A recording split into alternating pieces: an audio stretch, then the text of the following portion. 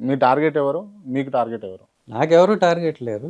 నేను చాలా మందికి టార్గెట్ అయి ఉండొచ్చు. కనపడే శత్రువులు కొంతమంది ఉంటారు. కనపడిన వాళ్ళు కొంతమంది ఉంటారు. వెహికల్ తీసుకపోను ఏం కార్యక్రమాలు ఉన్నప్పుడు అని అన్నారు కదా! అసలు ఎయిమ్ అనేటటువంటి సంస్థను మీరు ఎందుకు పెట్టిండ్రు? ఎయిమ్ అనేది బాబాసాహెబ్ అంబేద్కర్ ఐడియాలజీ. ఆయన అన్నట్టుగా ఎడ్యుకేట్, ఎజిటేట్. దానిలో భాగంగా ఎడ్యుకేట్ చేయడంలో భాగంగా అంబేద్కర్ గారి ఐడియాలజీని దళితుల్లోకి, దళితేతరుల్లోకి అందరిలోకి తీసుకుని పోవడం కోసం పెట్టినటువంటి సంస్థ. అంటే ఒక ఆఫీసర్‌గా ఉన్నప్పుడు, ప్రభుత్వ ఉద్యోగిగా పనిచేస్తున్నప్పుడు అటువంటి సంస్థలు సైడ్‌కి పెట్టుకోవచ్చా? అటువంటి సంస్థ అంటే అదేం వ్యాపారం కాదు కదా.